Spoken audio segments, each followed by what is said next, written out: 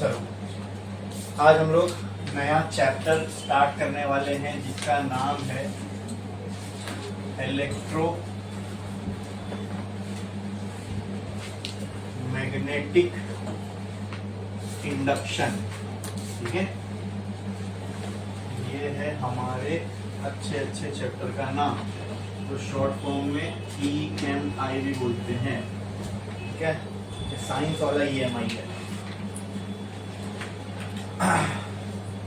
अब electromagnetic induction में हम लोगों को क्या क्या करना है, क्या होगा, वो सारी चीजें देखेंगे हम लोग। बट ये समझ में अब अच्छे से आएगा क्योंकि अपना magnetic effect of electric current हो गया है। वहां पे हमने मैग्नेटिक फील्ड के बारे में समझा। ठीक है, कहाँ से जनरेट होती है, कहाँ एंड होती है, क्या लूप बनाती है, मैग्नेटिक मोमेंट क्या होता है, करंट की वजह से कैसे मैग्नेटिक फील्ड बनती है, लूप में करंट फ्लो होगा तो क्या होता है, वो सारी चीजें हमने देख ली। ठीक है, और ये चैप्टर जब आप पढ़ लोगे ना, तो जब हम इसके प्रोसेस में ही होंगे पढ़ने के, तो आपको समझ में आएगा कि ये इसमें जो हम प्रिंसिपल्स पढ़ने वाले हैं या पढ़ेंगे, तो वो हमारी 20th सेंचुरी के लिए कितना ज़्यादा इम्पोर्टेंट था ये सारे लॉज, और ये लॉज पे बेस्ड जो इन्वेंशन थी वो। मतलब मैं तो ये समझता हूँ कि इन चैप्टर्स में जो लॉ हम लोग पढ़ने वाले हैं, उनके ऊपर बेस्ड जो डिवाइस हम पढ़ने वाले हैं, it completely change the phase of 20th century. कुछ बहुत ही इंपॉर्टेंट इन्वेंशंस में से बोल सकते हैं हम लोग इसको। मतलब पूरा फेस बदल के रख दिया, इसमें चेहरा बदल के रख दिया 20th सेंचुरी का। अगर ये ना होती तो कुछ आज हमारी दुनिया ऐसी ना होती जैसे हमको आज दिख रही है। ठीक है, समझ में आएगा आपको आगे मैं ऐसा क्यों बोल रहा हूं। ठीक है, देखते हम लोग धीरे धीरे। तो चैप्टर को स्टार्ट करने से पहले हम लोगों को एक कॉन्सेप्ट बहुत क्लियर होना चाहिए, मालूम होना चाहिए, और मैं बोलता हूँ वो भी आपको क्लियर हो गया होगा क्योंकि हमने इलेक्ट्रोस्टैटिक पढ़ चुके हैं। जब मैंने इलेक्ट्रोस्टैटिक की शुरुआत की थी तब मैंने कहा था कि यहाँ से एक सीरीज ऑफ चैप्टर की शुरुआत होती है। इलेक्ट्रोस्टैटिक से फिर मैग्नेटिज्म आएगा, फिर EMI आएगा, फिर मैग्नेटिज्म एंड मैटर है, फिर AC करंट है, करंट इलेक्ट्रिसिटी है। ठीक है, तो वो जो कंसेप्ट है जिसके बारे में मैं बात कर रहा हूँ, जो आपको मालूम होना चाहिए, दैट इज फ्लक्स।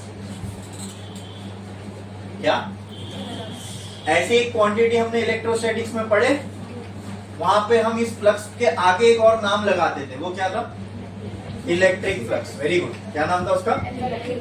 और अगर मेरे को उसको डिनोट करना हो तो phi E से डिनोट कर सकता हूँ, इलेक्ट्रिक फ्लक्स। ये कौन सा चैप्टर है? It is related to which field? तो यहाँ जो फ्लक्स होगा that will be. Very good, कौन सा फ्लक्स के बारे में यहाँ पढ़ना है हमको? Magnetic flux. इसको हम phi B से रिप्रेजेंट कर सकते हैं। क्लियर है? हाँ, तो कोई मुझे बता सकता है कि इलेक्ट्रिक फ्लक्स क्या होता था? What was electric flux? बोलो, व्हाट वाज इलेक्ट्रिक फ्लक्स? उसका हमने पूरा डेफिनेशन लिखा था, फिर उसकी हमने मैथमेटिकल रिलेशन भी देखी थी। इवन वो यूज करके हमने electric field due to long wire, electric field due to plane sheet, electric field due to sphere, ये सारे डेरिवेशंस भी किए थे by using that formula of flux. तो कोई मुझे बता सकता है कि फ्लक्स है क्या? In terms of electric field बता दो कि इलेक्ट्रिक फ्लक्स क्या था। What was electric flux? बोलो, याद है किसी को? क्या था electric flux? Number of electric field lines passing perpendicular through an area. Very good. What was electric flux? The number of electric field lines passing perpendicular through an area. और वहां मैंने आपको बहुत अच्छे से समझाया था ये सब बात कि मान लो यहाँ से यहाँ पे इलेक्ट्रिक फील्ड लाइंस जा रही है, मैंने यहाँ बीच में एरिया रख दिया। ठीक है, अब कुछ लाइन इस एरिया में से पास होगी। कैसे पास हो रही है? परपेंडिकुलर पास हो रही है। तो जितनी लाइंस इस एरिया में से परपेंडिकुलर पास होगी, बस उतनी नंबर ऑफ लाइंस को हम क्या बोलेंगे? जिसमें से इतना फ्लक्स पास हो रहा है। अब वहां पे इलेक्ट्रिक फील्ड थी तो इलेक्ट्रिक फील्ड लाइंस पास हो रही थी, यहाँ पे कौन सी फील्ड होगी, मैग्नेटिक। तो कौन सी फील्ड लाइंस पास होगी, तो इस फ्लक्स को इसीलिए हम लोग क्या कह रहे हैं, सब कुछ एनालॉगी पूरी वही है, बस तब ये दीवार पॉजिटिव चार्ज थी, ये दीवार नेगेटिव चार्ज थी, अब ये दीवार नॉर्थ पोल हो गई, ये दीवार, तो मैग्नेटिक फील्ड लाइंस, पहले इलेक्ट्रिक फील्ड लाइंस ऐसे जा रही थी पॉजिटिव टू नेगेटिव, अब मैग्नेटिक फील्ड लाइंस कहां से कहां जाएंगी, नॉर्थ टू साउथ। बोलो इतना क्लियर है, ये क्लियर है। अब मैंने क्या किया, मैंने यहाँ पे एक एरिया रख दिया, ये एरिया है, हाँ एरिया है। अब मान लो इसमें से ये कुछ थी फील्ड लाइंस, ठीक है, मैग्नेटिक फील्ड लाइंस, ठीक है, इसके पाथ में मैंने एक एरिया रख दिया, बोलो क्लियर है, हाँ इसके जो रास्ते में मैंने एक एरिया रख दिया। अब कुछ इलेक्ट्रिक फील्ड लाइंस, कुछ मैग्नेटिक फील्ड लाइंस इस एरिया से कैसे पास होगी, परपेंडिकुलर पास होगी। जितनी भी लाइंस इस एरिया से परपेंडिकुलर पास हो रही है उसको मैं काउंट करूंगा और मैं बोलूंगा इतना क्या है, मेरा मैग्नेटिक फ्लक्स है। बोलो क्लियर है, समझ में। अच्छा अगर आपको याद होगा तो इलेक्ट्रिक फ्लक्स का जो फॉर्मूला था वो क्या था, E A cos थीटा बराबर। तो इसकी एनालॉजी जरा समझो और मुझे बताओ इसका क्या होना चाहिए, वेरी गुड, बी ए cos थीटा, खत्म, ठीक है, क्लियर है।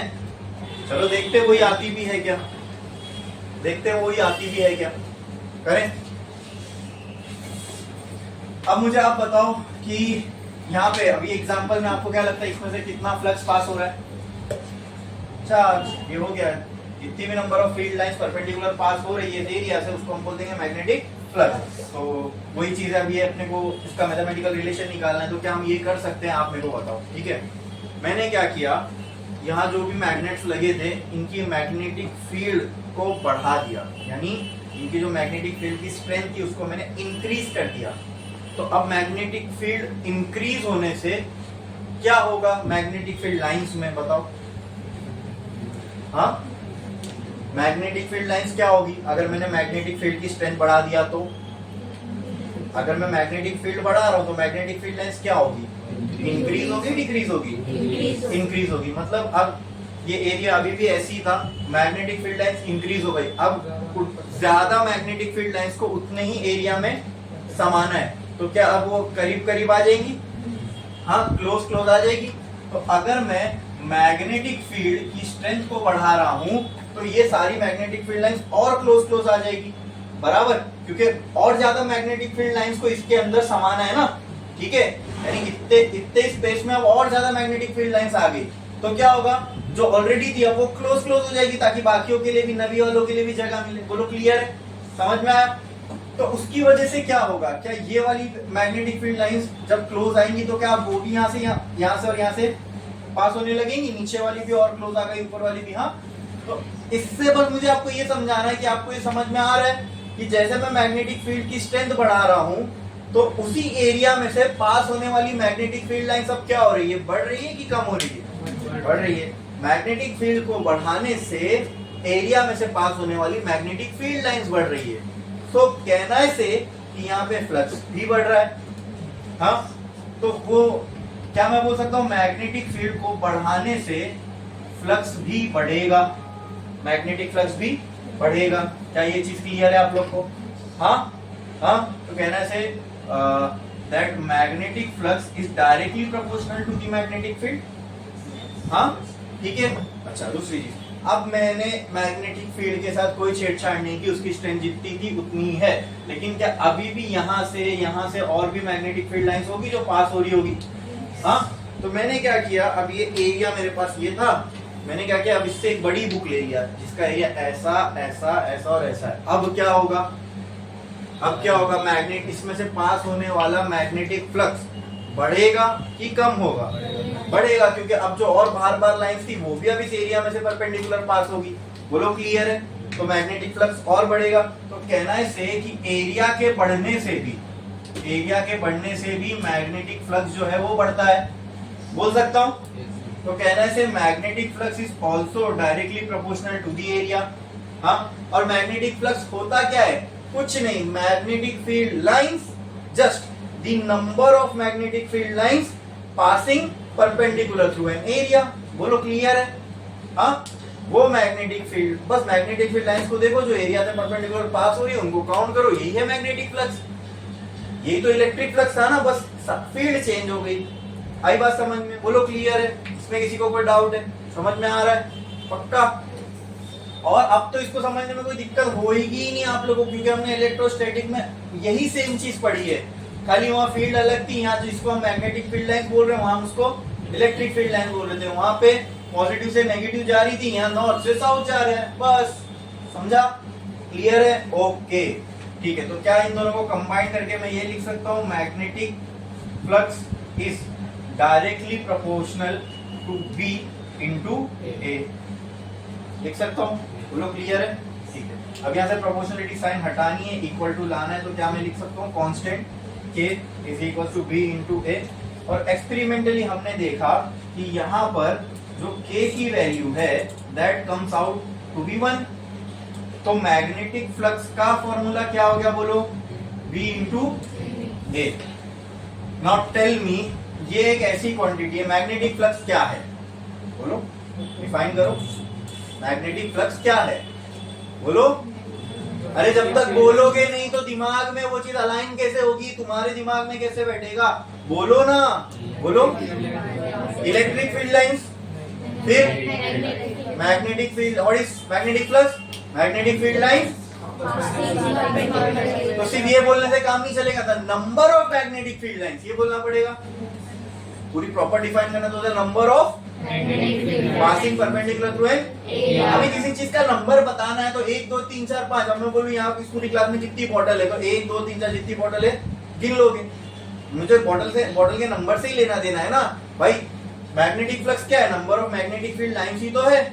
आई बात समझ में? तो किसी नंबर को बताने के लिए हमको उसका डायरेक्शन चाहिए क्या, ये कितना है, उसमें बस उसको काउंट कर दो, बता दो कितना है। उसके लिए उसका डायरेक्शन पता करने की अपने को कोई जरूरत है नहीं। तो क्या आपको लगता है मैग्नेटिक फ्लक्स के लिए अपने को डायरेक्शन चाहिए? Because it is just the count of the field line passing perpendicular through an area. सिर्फ एक काउंट है वो, तो क्या इसके लिए कोई डायरेक्शन की जरूरत है हम लोग को?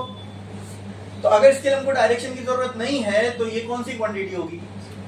बोलो कौन सी? कौन सी? कौन सी? हाँ, तो it is a scalar quantity. और अगर ये स्केलर क्वांटिटी है तो ये दो जो मल्टीप्लाई हो रही है कौन से प्रोडक्ट होंगे? कौन से प्रोडक्ट को मल्टीप्लाई करके स्केलर क्वांटिटी आती है? बोलो। डॉट प्रोडक्ट होंगे कि क्रॉस प्रोडक्ट होंगे? डॉट प्रोडक्ट होंगे ना, क्योंकि ये स्केलर क्वांटिटी, तो ये हो जाएगा b डॉट a। हाँ, ये मैग्नेटिक फील्ड भी वेक्टर क्वांटिटी है और एरिया भी वेक्टर क्वांटिटी है। अब यहां से डॉट हटाना है, वेक्टर फॉर्म हटाना है, तो क्या मैं इसको ऐसा लिख सकता हूँ, b a cos थीटा। बोलो क्लियर है? ये चीज समझ में आई? तो ये हो गया 100% true formula for magnetic field. और यहाँ से आपको एक और चीज समझ में आएगी कि जो मैग्नेटिक फ्लक्स है, ठीक है, ये थीटा पे भी डिपेंड करता है। What now tell me, what is theta? Angle between A and B. ठीक है, हमारे केस में हाँ, ये एरिया वेक्टर और मैग्नेटिक फील्ड के बीच का एंगल क्या था? कितना था? ये हो गई मैग्नेटिक फील्ड, ये हो गई एरिया, तो इन दोनों के बीच में एंगल कितना है? 90 डिग्री। तो पुट करो यहाँ पे cos 90, तो क्या आ जाएगा cos 90? 0। तो अगर ये 0 है तो ये पूरा टर्म भी क्या हो जाएगा? 0। मतलब जो मैंने केस बताया उसमें मैग्नेटिक फ्लक्स क्या है? 0 है ना? क्या है? 0। क्या है? 0। तो 0 है ना? इस एरिया से 0 मैग्नेटिक फ्लक्स पास हो रहा है। यहाँ मैग्नेटिक फील्ड लाइन इस एरिया से परपेंडिकुलर पास हो रही है, लेकिन फ्लक्स 0 है। सही है ना? हाँ, सही है? अरे है या नहीं? जो है लग रहा है बोलो। हाँ, फ्लक्स 0 है। अच्छा, फ्लक्स का फिर से डिफाइन करो, क्या है? द नंबर ऑफ पासिंग, उसी को फ्लक्स बोलते हैं। ये कह रहे हो आप, इसको ही फ्लक्स बोलते हैं ना। The number of magnetic field lines passing perpendicular through an area. ये मैग्नेटिक फील्ड लाइन से इसके सामने मैंने एरिया रख दिया, क्या इसमें से magnetic field lines perpendicular pass हो रही है? हो रही है। इसी केस की बात हो रही है ना अभी। तो क्या इसमें से फ्लक्स पास हो रहा है कि नहीं हो रहा है? तो आप ही लोग ने डेफिनेशन बताया ना, it is a correct definition. तो अब इसमें से फ्लक्स पास हो रहा है कि नहीं हो रहा है? हो रहा है। तो जब मैंने फॉर्मूले से चेक किया तो एरिया और मैग्नेटिक फील्ड के बीच का एंगल क्या आया? 90। तो 90 यहां पुट करूंगा तो फ्लक्स क्या आ रहा है? 0। यही तो केस की बात हो रही है। इसका मतलब इसमें से कोई फ्लक्स पास नहीं हो रहा है ना। फॉर्मूला ये कह रहा है कि इसमें से कोई फ्लक्स पास नहीं हो रहा है। नहीं हो रहा है। और रियलिटी क्या कह रही है? पास हो रहा है। तो वही मैं आपसे पूछ रहा हूं, अब ये केस है आपके सामने, तो आप मुझे देख के बताओ इसको कि इसमें से फ्लक्स पास हो रहा है कि नहीं हो रहा है? हाँ, हो रहा है। हो रहा है।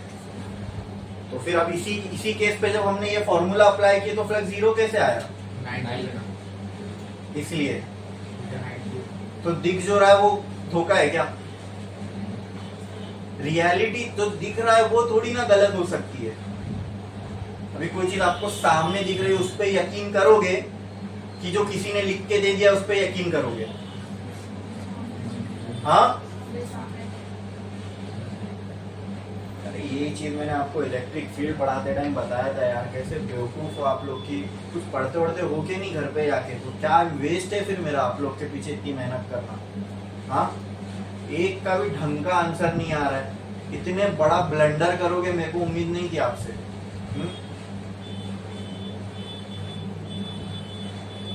मेरे को आप लोग के बारे में मतलब मेरी इमेज, आपकी इमेज जो मेरे दिमाग में ना गिरती जा रही है। इतना डिटेल और प्रॉपरली और एकदम कंसेप्चुअली छोटी छोटी चीजें बताने के बाद आज आप फिर वही गलती कर रहे हो। ये चीज हमारी इलेक्ट्रिक फील्ड में पूरी तरीके से हो चुकी है। जो मैं अभी बताने जा रहा हूँ ना, ये ऑलरेडी यही गलती आपने इलेक्ट्रिक फ्लक्स के टाइम किए थे।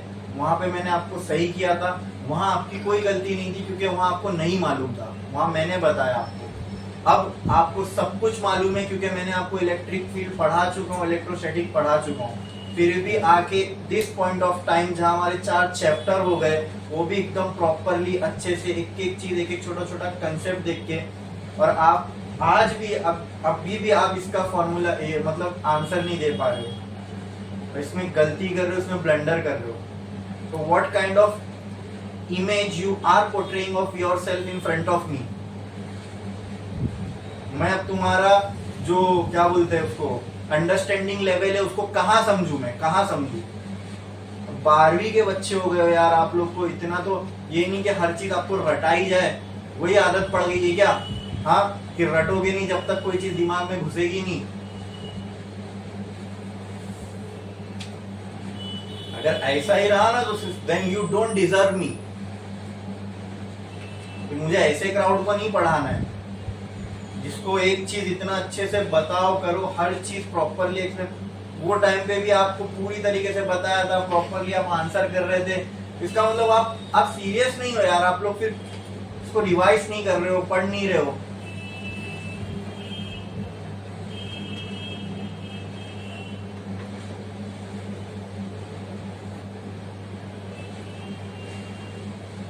अब क्या 10 बार मैं वही कंसेप्ट को, मतलब जो ऑलरेडी जिसको हमने एक बहुत सफिशिएंट अमाउंट ऑफ टाइम दिया था समझने के लिए, वो अगेन मैं आपको उतना ही टाइम देके वापस समझाऊं? ये कैसी समझदारी है बोलो? अपना प्रोडक्टिव टाइम लूज हो रहा है उसमें।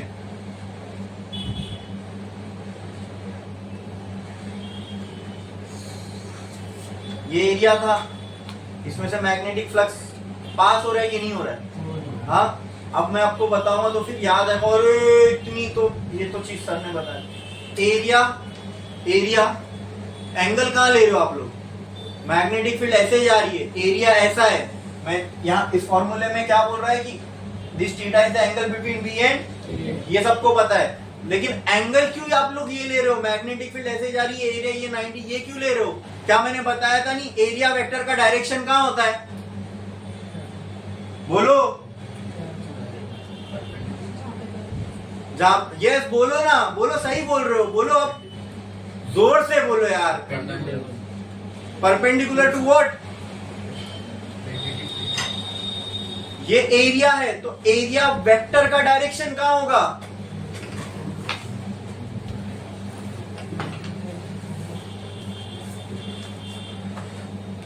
अब ये क्या ब्लू है, पानी पानी कर रहे हो, ऐसा ऐसा ऐसा। एरिया वेक्टर का डायरेक्शन कहां होगा? बहुत बेसिक चीज है यार, इसका तो ना तो 12 से कोई लेना देना है, ना इस चैप्टर से कोई लेना देना है। ये वेक्टर का कंसेप्ट है और नहीं मालूम था आपको, इसलिए मैंने ऑलरेडी इस पे टाइम दे के समझा चुका।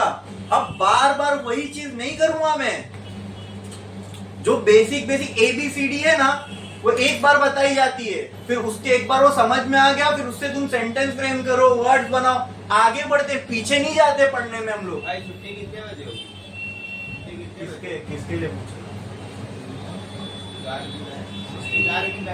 ऐसा है तो पहली बार ना, ऐसा क्लास में आके डायरेक्ट डिस्टर्ब मत करो, ठीक है?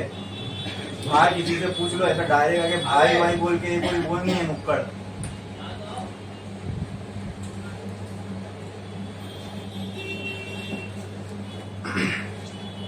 समझ में आया? ये क्या है? एरिया। एरिया वेक्टर का डायरेक्शन कहां होता है? हाँ, कहां होता है?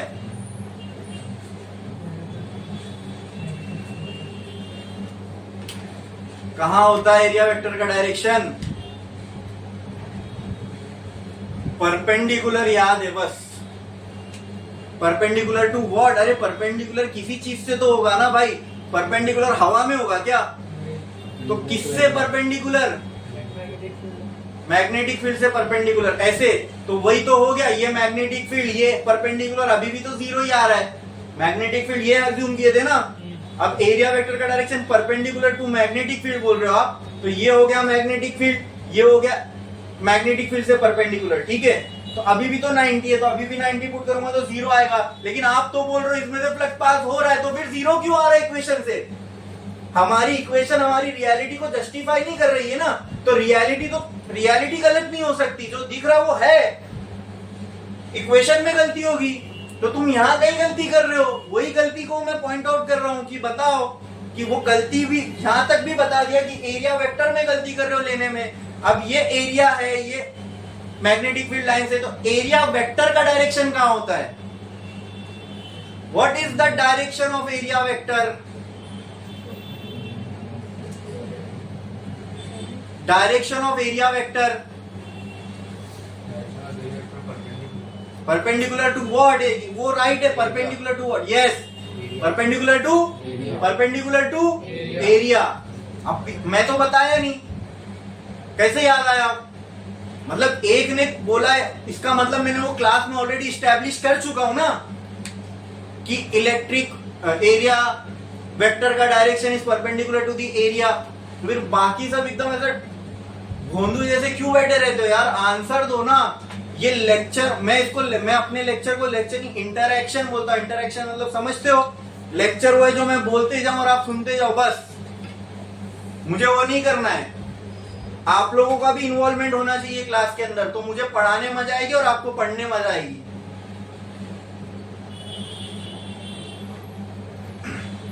एरिया वेक्टर का direction is perpendicular to area. If this is area, then what will be perpendicular to the area? ये होगा, या तो ये भी हो सकता है, ठीक है? लेकिन मैं देखो, ये भी हो सकता है। और अगर ये वाला लेता हूं डायरेक्शन, ये वाला डायरेक्शन लेता हूं, तो ये हो गया एरिया वेक्टर का डायरेक्शन, ये हो गया मैग्नेटिक फील्ड का डायरेक्शन। देखो, ये हो गया एरिया वेक्टर का डायरेक्शन, ये हो गया मैग्नेटिक फील्ड का डायरेक्शन, ठीक है? Now tell me what is the angle between A and B. यही तो निकालना है ना, यही तो चाहिए ना। Now tell me what is the angle between A and B. हाँ हाँ, अब उसकी एग्जैक्ट वैल्यू मालूम पड़ सकती है यहाँ से 180। लेकिन अगर मैं यहाँ 180 पुट करूं तो cos 180 इज -1, वो भी सही है, गलत नहीं है। cos 180 क्या आ जाएगा? -1। तो अगर मैं बोलूं, मैंने कोई चीज को गिना 1 2 3 4, -4, इसकी गिनती है -4, मैं उसको बोलूं यहाँ पे कितने लोग बैठे, तो -17, -25, तो ये कोई बोलने का सही तरीका हुआ? तो हमको मालूम है ये सिर्फ नंबर से रिप्रेजेंट कर रहा है, तो क्यों ये वाला डायरेक्शन क्यों लूं? ऐसा ही लेता हूं ना जो पॉजिटिव दे मुझे आंसर।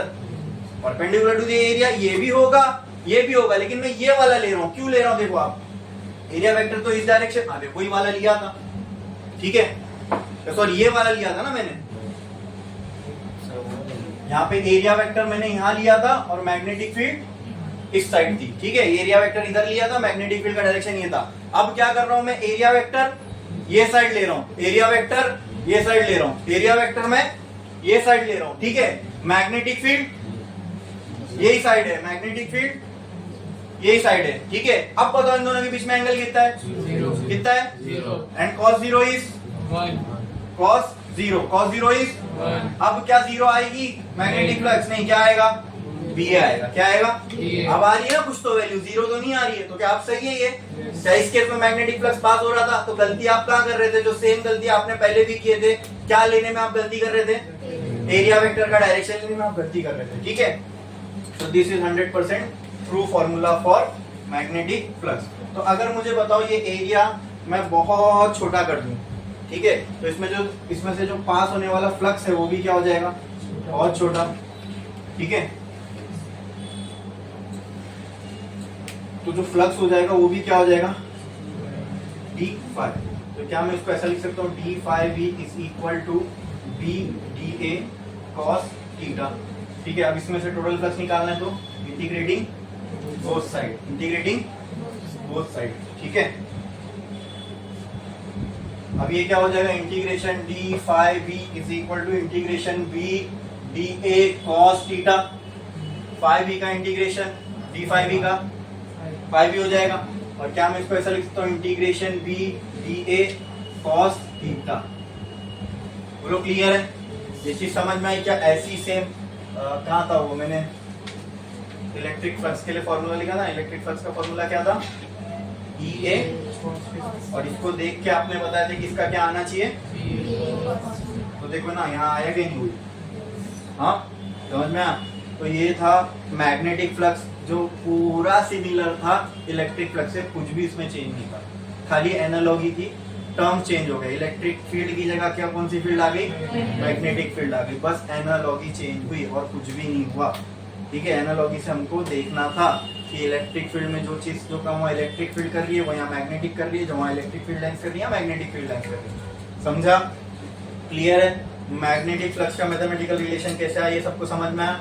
मैग्नेटिक फील्ड किन किन चीजों पर डिपेंड करती है, एरिया पे, ये बढ़ेगा तो फ्लक्स बढ़ेगा, ये कम होगा तो फ्लक्स, फिर ये मैग्नेटिक फील्ड बढ़ेगी तो मैग्नेटिक फ्लक्स बढ़ेगा, मैग्नेटिक फील्ड कम होगी तो मैग्नेटिक फ्लक्स कम होगा।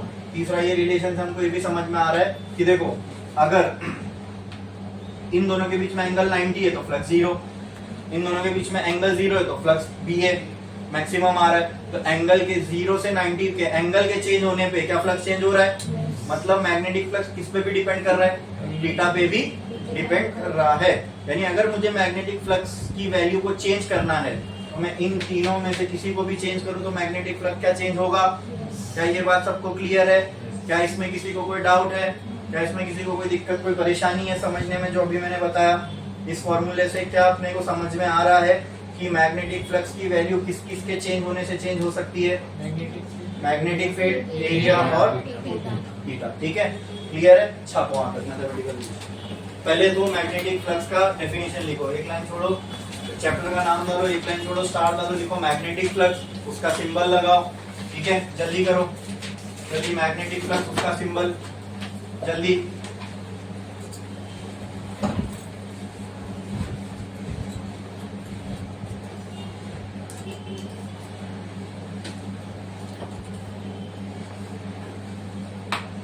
मैग्नेटिक फ्लक्स का सिंबल,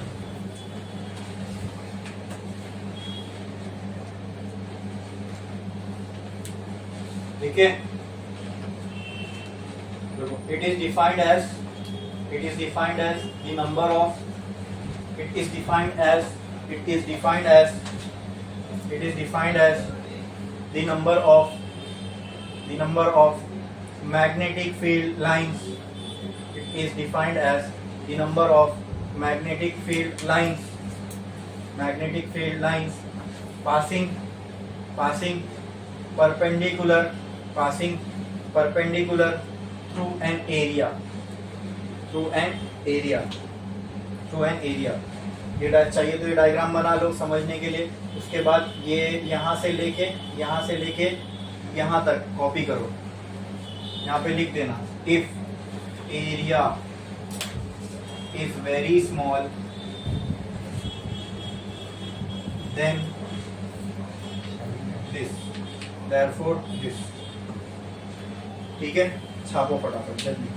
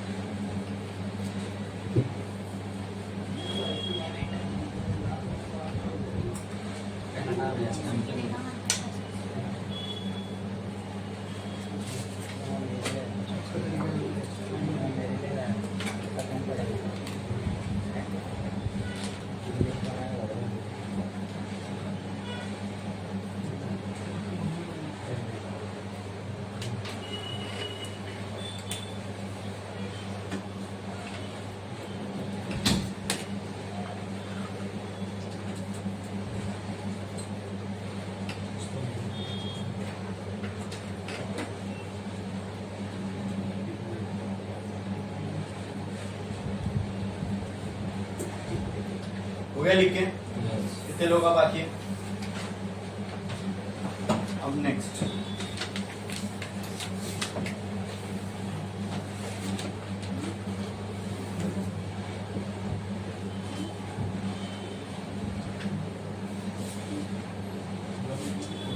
अब पास्ट में एक एक्सपेरिमेंट किया गया, ठीक है,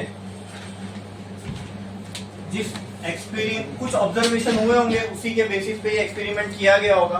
किसी को ख्वाब में आज तो सपने में आया नहीं होगा कि चलो कल उठ के ये करना है, तो कुछ ऑब्जर्वेशन हुआ होगा, उसके बेसिस पे किसी ने एक्सपेरिमेंट किया होगा, ठीक है। Now what is that experiment? तो एक्सपेरिमेंट ये है दोस्तों कि यहाँ पर ध्यान से देखना, एक कॉइल रखी गई, क्या रखी गई है? एक करंट कैरिंग वायर लिया मैंने, कॉपर की एक वायर लिया, तार लिया, उसको मैंने ऐसा कॉइल के शेप में मोड़ दिया and to form a close coil. मतलब ये क्या होगा? लूप होगा। लूप का मतलब क्लोज कॉइल है, पूरा पाथ उसका क्या है? क्लोज है, ठीक है। और उसको क्लोज करने के बाद, क्लोज करने के लिए मैंने मान लो यहाँ पे गैल्वेनोमीटर भी लगाया। गैल्वेनोमीटर लगा मतलब करंट तो कंटिन्यूसली फ्लो होगा ना इसके अंदर, वही करंट गैल्वेनोमीटर में से भी जाएगा। क्लियर है? समझ में आया? ठीक है।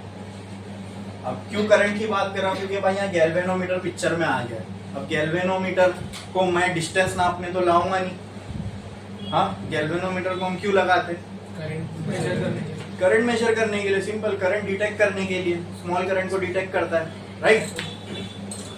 अब ये एक क्लोज कॉइल है, इससे क्या कनेक्टेड है? एक गैल्वेनोमीटर कनेक्टेड है, बराबर बराबर, ठीक है। अब ये गैल्वेनोमीटर में से क्या फ्लो होगा, करंट फ्लो होगा, तो ये गैल्वेनोमीटर क्या होगा, डिफ्लेक्ट होगा, डिफ्लेक्ट होगा। लेकिन इस पूरी अरेंज में मैंने कहीं बैटरी लगाया, कोई पावर का सोर्स दिया, दिख रहा है कोई ऐसा कि पावर का सोर्स है जिससे करंट इसमें फ्लो होगा, लेकिन मैंने गैल्वेनोमीटर लगाया हुआ है यहाँ पे, ठीक है, जस्ट टू डिटेक्ट करंट। इसके आसपास कोई करंट का सोर्स नहीं है, तो ये किसी करंट के सोर्स से कनेक्टेड नहीं है। तो एक्सपेरिमेंट क्या था कि इससे कुछ दूरी पर हमने एक मैग्नेट रखा, ये हो गया मैग्नेट का नॉर्थ पोल, ये हो गया मैग्नेट का साउथ पोल। तो क्या मैग्नेटिक फील्ड लाइंस, सर सुनो ना, अब इसमें कैसा ना इन लोग का नुकसान होएगा, अभी इन लोग यहाँ से रेहान को भी बोला है, ये तो सारी चीजें बेसिक है, ये होनी चाहिए, कैसा लूंगा लेक्चर, अब ये लोग जाएंगे तो इनका नुकसान है, क्या किया जाए इसके लिए? करो नुकसान, जिसको अफोर्ड कर सकता है जो अपना नुकसान करना, जाओ।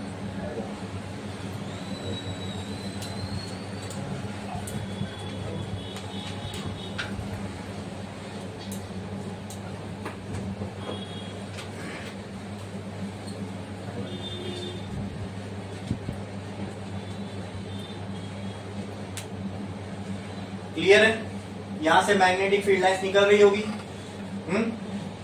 अच्छा, क्या वो मैग्नेटिक फील्ड लाइंस इसमें से पास होगी,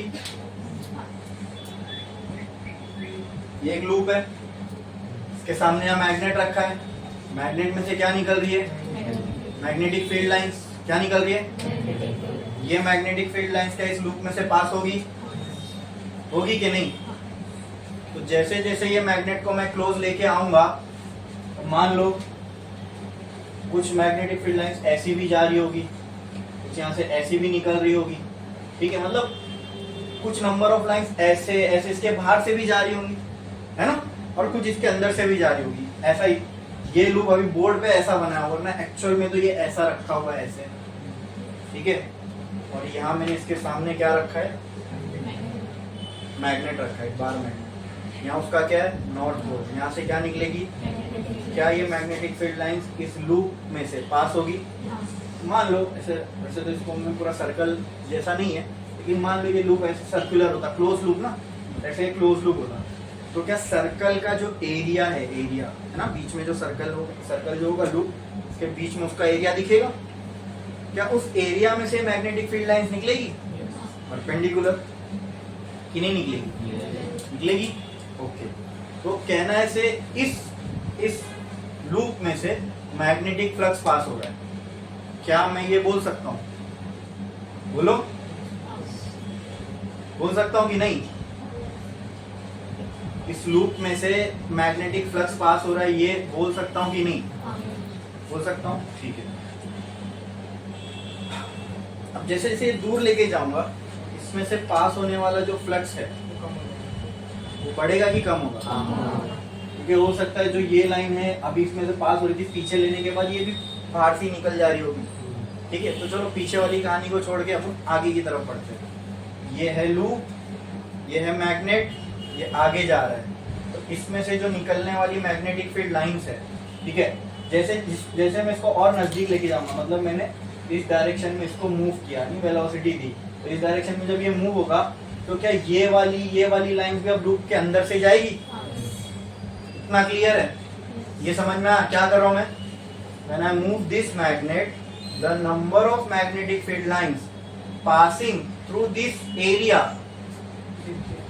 increases, so कहना है से the magnetic flux passing through this area is increasing, क्या इस एरिया में से पास होने वाला मैग्नेटिक फ्लक्स बढ़ा, ठीक है, तो क्या मैं बोल सकता हूँ ये चेंज हुआ, कहना है से the magnetic flux passing through this area got changed, पहले 4 जा रहा होगा, बाद में 10 जा रहा होगा, और नजदीक लेके जाने पे हो सकता है 15 जा रहा होगा।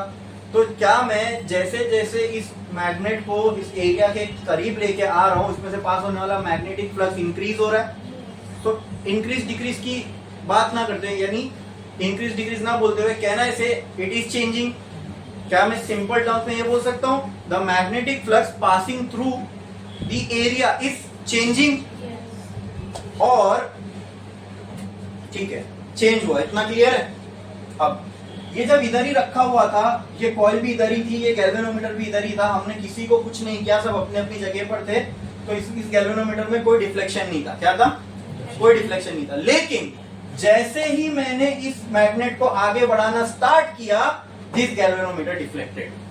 This galvanometer, now tell me, galvanometer deflect क्यों होगा?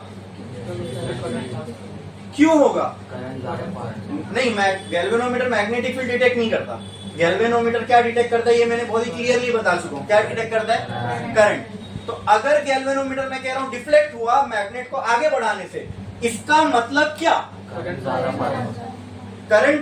फ्लो हो रहा है। किस में से? गैल्वेनोमीटर में से फ्लो हो रहा है, मतलब ये कॉइल में से फ्लो हो रहा है।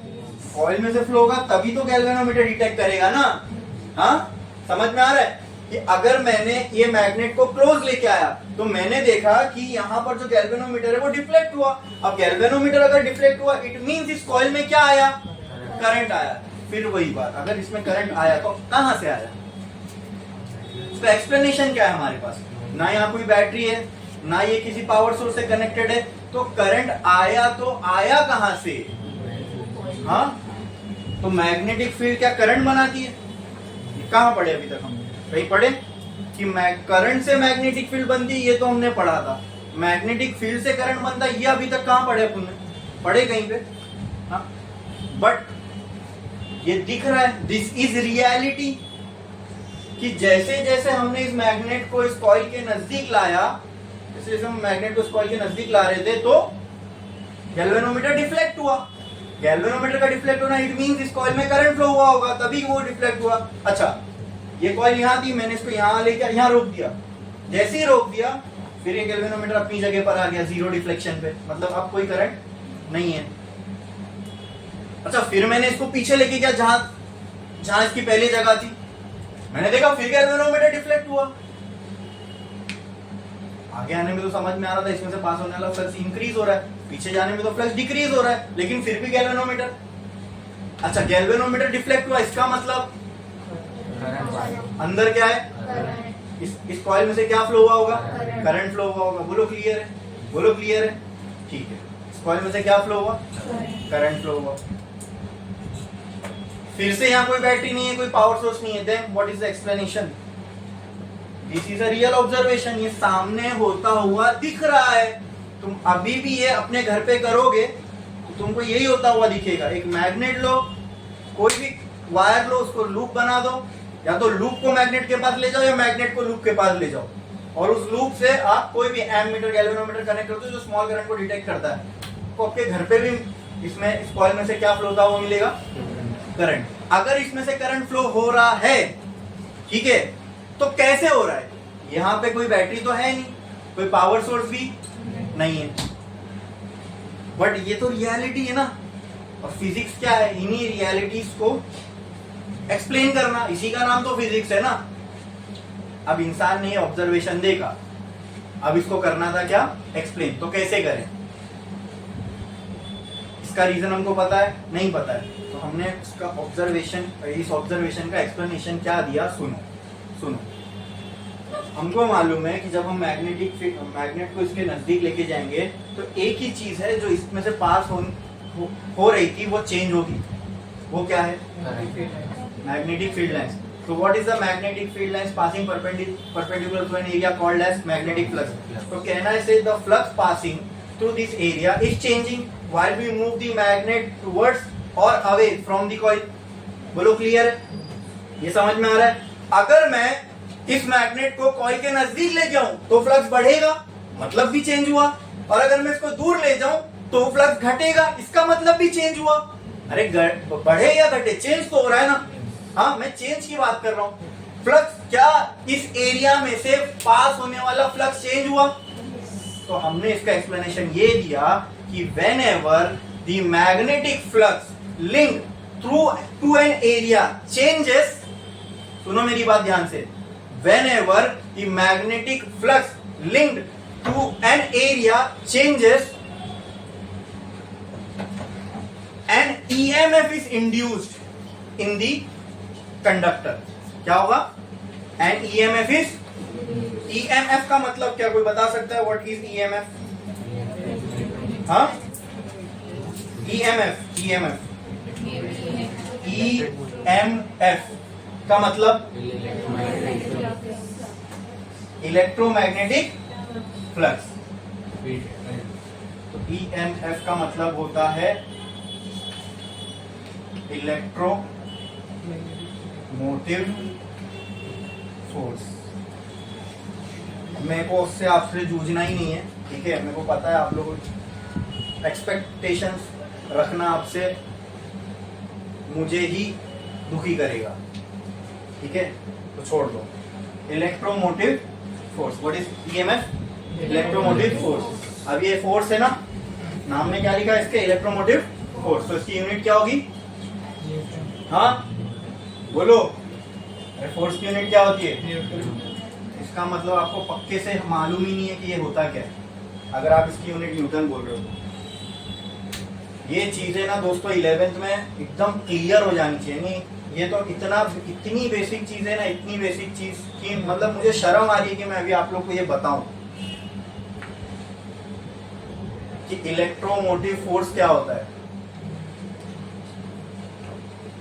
करंट चैप्टर था 11th में, करंट डेंसिटी ये सारी, तो उसके अंदर बैटरी नहीं पड़े।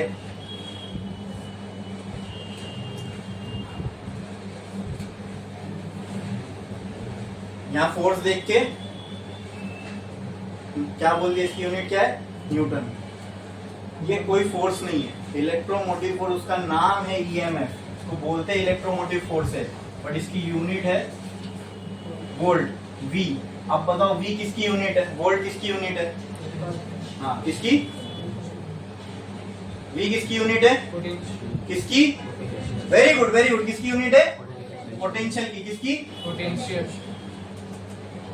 तो जो यूनिट होगी, जिसकी यूनिट होगी, वही तो वो फिजिकल क्वांटिटी होगी ना। अगर इसकी यूनिट पोटेंशियल की यूनिट है, जैसे हीट की यूनिट जूल है, तो वो एनर्जी होगी ना, क्योंकि एनर्जी की यूनिट जूल होती है। वर्क की यूनिट जूल है, तो वर्क क्या? एनर्जी है ना। काइनेटिक एनर्जी की यूनिट जूल है, तो जूल है, इसका मतलब वो क्या है? क्या फिजिकल क्वांटिटी का वो क्या? एनर्जी है ना। उसी तरह अगर इसकी यूनिट वोल्ट है, तो ये फिजिकल क्वांटिटी कौन सी है? पोटेंशियल। तो ईएमएफ के नाम में आता है force, but it is not a force, it is potential. It is potential. और पोटेंशियल क्या होता है? उसका दूर पोटेंशियल में कहीं पे भी अपन ने जो है फोर्स, उसमें वर्क डन अपॉन चार्ज आता है, लेकिन इट इज नॉट फोर्स। उसका कंसेप्ट ही अलग है पोटेंशियल का। कितना टाइम लेके अपन ने उसको समझे थे व्हाट इज पोटेंशियल, ठीक है। पोटेंशियल क्या होता है? Work done per unit charge, ठीक है। तो EMF is nothing but what? Potential, या और सही होगा पोटेंशियल डिफरेंस बोलना, क्योंकि पोटेंशियल को तो हम एक जगह पे, एक पॉइंट पे डिफाइन कर ही नहीं सकते। We can only find what? Potential difference, ठीक है। तो EMF is nothing but potential. इसके नाम से कंफ्यूज मत होना, इसके नाम में आता है फोर्स। तो मैंने ये भी हमने बहुत सुना कि हाँ भाई कोई भी किसके नाम के आगे एनर्जी देखो तो वो एनर्जी की जो यूनिट होगी वो इसकी यूनिट होगी, ठीक है। बट ये चीज मैं इसलिए बोल रहा हूँ क्योंकि ये अभी पढ़ाने जैसी है ही नहीं। ये ऑलरेडी जब आप 11th में करंट पढ़ते हो उसके अंदर ये हो ही जाना चाहिए। क्लियर है? तो इलेक्ट्रोमोटिव फोर्स क्या है? क्या है? क्या है? पोटेंशियल है। क्या है? पोटेंशियल। अगर वो पोटेंशियल है तो उसकी यूनिट भी वही होगी जो पोटेंशियल की है, और इसको हम रिप्रेजेंट करते हैं ई से। किससे? ई से। बोलो क्लियर है? क्या इसमें किसी को कोई डाउट है, कोई परेशानी? ठीक है। तो मैंने क्या कहा कि इस कॉइल में से हमको क्या फ्लो होता हुआ दिखा? करंट। क्या फ्लो होता हुआ दिखा? करंट। अब ना यहाँ कोई बैटरी है, ना ये कोई पावर सोर्स से कनेक्टेड है, तो इसको हम एक्सप्लेन कैसे करें? यहाँ करंट फिर आया कहां से? यहाँ करंट आया कहां से? ठीक है, तो उसका अब हमको एक्सप्लेनेशन देना है। तो सुनो, इसको हमने कैसे एक्सप्लेन किया। यहाँ मैग्नेट था, यहाँ कॉइल थी, हमने मैग्नेट को जब कॉइल की तरफ बढ़ाया तो क्या चेंज हुआ? कॉइल में से पास होने वाला फ्लक्स। जब हम इसको दूर लेके गए तो भी कॉइल में से पास होने वाला क्या चेंज हुआ? पहले केस में फ्लक्स का चेंज इंक्रीजिंग था, सेकंड केस में डिक्रीजिंग था। उससे मुझे फर्क नहीं पड़ता, खाली क्या चाहिए? फ्लक्स का चेंज। फ्लक्स चेंज हुआ। whenever there is a change in flux linked with a coil or a conductor, an EMF is induced. An EMF is induced का मतलब क्या? प्रकट हो जाना। मिरेकल, मिरेकल, मतलब यहाँ करंट था ही नहीं। तो पहली बार इंसान ने एक नया तरीका खोज लिया करंट को बनाने का। तो ये इसीलिए मैं कह रहा हूं छोटी मोटी बात नहीं थी। It change the face of 20th century. और ये जो करंट था वाज अल्टरनेटिंग इन नेचर, वो आगे देखेंगे हम लोग। इससे पहले दुनिया में करंट था, but the source of its water battery, उसको हम डीसी करंट बोलते थे। क्या बोलते थे? DC current. तो डीसी करंट को प्रोड्यूस करने के लिए केमिकल रिएक्शन वगैरह करो, इलेक्ट्रॉन का फ्लो करवाओ, and it was expensive to produce. Current था दुनिया में, ये नहीं मैं बोल रहा कि इससे पहले करंट नहीं था, ये एक्सपेरिमेंट से पहले करंट था, करंट की खोज हो चुकी थी, बट जो करंट का सोर्स था वो और फॉर्म था वो था डायरेक्ट करंट, जो कि केमिकल रिएक्शंस के थ्रू जिसे बैटरी के फॉर्म में प्रोड्यूस किया जाता था। ठीक है, अब वो करंट में क्या प्रॉब्लम थी कि उसको हम लॉन्ग डिस्टेंस पर ट्रांसमिट नहीं कर सकते, लॉस हो जाता था करंट में। ठीक है, अब ऐसा करंट है जिसको हम लॉन्ग डिस्टेंस में ट्रांसमिट नहीं कर सकते, तो क्या करना पड़ेगा, मेरी बात समझो। जैसे मान लो अगर मुझे इस रूम में करंट चाहिए, ठीक है, तो यहां से 100 मीटर दूर मुझे एक पावर प्लांट लगाना पड़ेगा डीसी का, जहां पे डीसी करंट बन रहा है, फिर वहां से यहाँ करंट देना पड़ेगा। तो ऐसी अगर मेरे को चेंबूर में अगर करंट चाहिए तो वहां से 100 मीटर दूर लगाना पड़ेगा आसपास। तो ऐसी अगर 100 जगहों पर करंट चाहिए तो ऐसी 100 जगहों पर मुझे क्या लगाना पड़ेगा, एक पावर प्लांट लगाना पड़ेगा। So at that time current was not affordable, it was a luxury to people। और डीसी करंट का जो इन्वेंटर है वो था थॉमस एडिसन, जिसने वही बल्ब बनाया था, and he was a very good businessman also. ठीक है, तो उसका धंधा अच्छा चल रहा था, उसका काम अच्छा चल रहा था, वो डिस्ट्रीब्यूट करता था, जैसे आज होता है ना, डिस्ट्रीब्यूट करते हैं, उसके लिए चार्ज करते हैं। But at that time current was a luxury, हर कोई अफोर्ड नहीं कर सकता। सिंपल सी बात है, कैसे अफोर्ड कर पाओगे, उसको प्रोड्यूस करना इतना मुश्किल है। जैसे आपको कहीं पे करंट चाहिए तो उसके आसपास कहीं पे उसका पावर प्लांट होना चाहिए, कोई आपके घर पे करंट आएगा तो कहीं और चाहिए तो वहां पे भी सेटअप करो। तो अगर करंट को पहुंचाने के लिए इतना प्रोडक्शन कॉस्ट ज्यादा होगा तो वो एक्सपेंसिव ही होगा ना पर यूनिट, तो हर कोई तो उसको अफोर्ड नहीं कर सकता। उसके बाद हुआ ये एक्सपेरिमेंट। अब इससे जो करंट बना वो क्या था, इसके लिए कोई बैटरी की, अरे भाई बैटरी की जरूरत ही नहीं है ना, इधर खाली फ्लक्स, कैसे भी करके फ्लक्स चेंज करवा दो करंट बन जाएगा। You just need to change the flux link to the area, current अपने आप बन गया। अब ये नेचर में पहले से था। अरे भाई ये मटेरियल, ये मैग्नेटिक फील्ड, ये तो नेचर में पहले से, बस किसी को ये इन सबको एक साथ लाना था, एक अरेंजमेंट में लाना था। जैसे ये प्लास्टिक पहले भी था दुनिया में, इसके अंदर की कॉइल कॉपर की वो भी थी दुनिया में, ठीक है, और इसमें जो वायर ये भी पहले था दुनिया में, नहीं था, लेकिन किसी ने दिमाग लगाया और उसको इस अरेंजमेंट में अगर मैं लेके आऊंगा तो ही वो एसी जैसा काम करेगा। Then only it will perform the function of an air conditioner. समझ में? मोबाइल है, इसकी कैमरा भी पहले से मौजूद था, प्लास्टिक भी थी, अंदर के सर्किट बोर्ड सब कुछ थे, बट किसी ने सोचा कि इसको इस अरेंजमेंट में लेके आया जाए तो it will serve this purpose. समझ में आ रही है मेरी बात? तो नेचर में तो इलेक्ट्रॉन वगैरह नेचर के एग्जिस्टेंस से मौजूद है, बट इसको इस अरेंजमेंट में लाके समझना ये आज तक मालूम नहीं था। और नेचर ने एक नया दरवाजा खोल दिया कि नेचर ने बताया ये भी हो सकता है कि अगर मैग्नेटिक फ्लक्स चेंज करवा दो, किसी कंडक्टर में से पास होता हुआ, तो उस कंडक्टर में क्या मिलेगा आपको? क्या इसमें कहीं बैटरी की जरूरत पड़ी? नहीं। अच्छा, तो इसमें एक चीज हो गई कि वो बल्कि बैटरी सेटअप की अपने को यहाँ जरूरत नहीं है, सिर्फ फ्लक्स चेंज करवा दो। एक तार चाहिए, एक मैग्नेट चाहिए, ठीक है, ये दोनों चीज अगर मैं हाथ में भी पकड़ के करूँ तो यहाँ करंट बन जाएगा। और वही अगर एक बैटरी के थ्रू बना रहे हैं तो उसका बहुत आज भी झमेला है उसके लिए, बहुत ज्यादा, ठीक है। तो ये जो करंट था, इसका अभी जो डीसी करंट था वो अलग, आगे जब वेवफॉर्म देखोगे तो समझ में आएगा, लेकिन अभी बता रहा हूँ डीसी करंट जो था उसकी वेव ऐसी सीधी थी, अल्टरनेटिंग करंट उसकी वेवफॉर्म ऐसी ऐसी होती है, वो देखेंगे आगे क्यों होता है। इट वाज अल्टरनेटिंग, मतलब ये करंट का जो नेचर था वो डीसी जैसा भी नहीं था। ये करंट का जो नेचर था वो डीसी करंट जैसा नहीं था, ये अलग ही था। सीधी सी बात है, वो सोर्स ही अलग है। DC current was generated from a battery, और ये जो करंट है ये बैटरी से तो आया नहीं, तो इस करंट का नाम पड़ा अल्टरनेटिंग करंट। कौन सा करंट? अब ये हमको सिर्फ इतना मालूम पड़ा, अब तक भी कोई यहाँ पे मशीन नहीं बनी, कोई खोज नहीं, अब तक सिर्फ इतना मालूम पड़ा कि फ्लक्स चेंज करवा दो किसी एरिया, किसी कॉइल की एरिया में से पास होने वाला, तो तुमको उस कॉइल में क्या मिल जाएगा? Current. Now there was a man called Tesla, ठीक है, उसने इस कॉन्सेप्ट पे काम करने वाली एक मशीन बनाई, ठीक है, जिसको आज हम जानते हैं एसी जनरेटर के नाम से।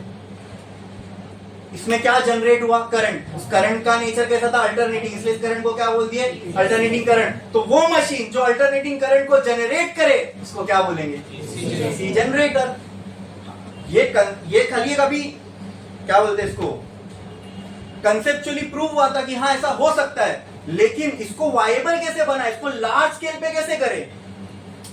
तो इस प्रिंसिपल को, ठीक है, मशीन में तब्दील करने वाला जो इंसान था, ही वॉज टेस्ला, ठीक है, वो टेस्ला था। टेस्ला ने एक ऐसा मशीन बनाई, ऐसा जनरेटर बनाया जो एसी करंट को प्रोड्यूस करे, और आज भी वो यूज होता है।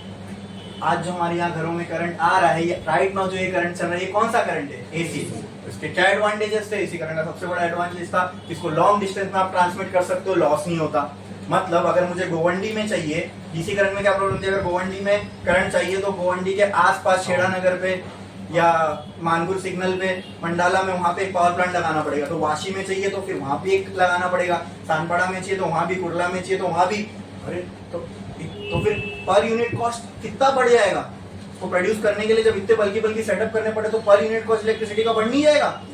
एसी करंट का क्या था, एक प्लांट पनवेल में लगा दो, बस पूरी हार्बर लाइन को मिलेगा करंट, फिर पनवेल से लेके सीएसटी तक। समझ में आ रही है मेरी बात? ठीक है, तो it was the biggest advantage. आई बात समझ में कि इसको, इसके अल्टरनेटिव नेचर की वजह से इसको बहुत दूर तक ट्रांसमिट किया जा सकता था। तो अगर ये हो गया तो इट बिकेम चीप, चीप हो गया करंट। और आज सिंपल सी बात है ना भाई, आज तुम जिस लाइट के नीचे बैठो, जिस पंखे के नीचे बैठो, जिस एसी के नीचे बैठो, ये सब किससे चल रही है? अल्टरनेटिंग करंट से। It is because of this observation जो भी पढ़ा आपने। अगर सोचो ये नहीं होता, अगर करंट चीप नहीं हुआ होता, आज भी अगर वही चल रहा होता कि करंट डीसी से जनरेट होता, तो ये सारी लग्जरीज जो आप एंजॉय कर पा रहे हो, ये कर पाते? नहीं कर पाते ना। इसके करंट के अराउंड ही तो ये सारी चीजें बनी है ना। बनी कि नहीं बनी? फिर समझ में आया? क्लियर है? तो उस टाइम पे जो करंट चलता, तब भी घरों में करंट आता था, but that was DC current, ठीक है। एडिसन ने बहुत पैतरेबाजी की ताकि एसी मेन स्ट्रीम ना हो, एसी करंट मेन स्ट्रीम में ना आए। इसके लिए उसने, बताया जाता है कि हाथी को इलेक्ट्रिक्यूट भी किया, ये बताने के लिए कि एसी करंट कितना डेंजरस है, और उसकी वीडियो बना के थिएटर में भी रिलीज किया। बट इवेंचुअली जो चीज सही होती है, अच्छी होती है, ठीक है, वो एक्सेप्ट हो ही जाती है। और आज कौन यूज करता है डीसी करंट? आज हमारे घरों में जो आ रहा है वो सब क्या? AC current. तो कहीं दिख रहा है आपको आसपास आपके एसी का प्लांट है? होगा कहीं एकदम ऐसी जगह पर, एकदम सुनसान में, वहां जनरेट हो रही होगी इलेक्ट्रिसिटी और आपके घर पे आ रही है। आई बात समझ में? हाँ। तो अब सोचो, आज हम हर इंडिया की नहीं, हर देश की सरकार ये चाह रही है कि may be by 2030 40 to 50% of the cars on the road should be electric. अरे ये हम सोच ही क्यों पा रहे हैं कि इलेक्ट्रिक होना चाहिए? क्योंकि करंट इज अवेलेबल है ना।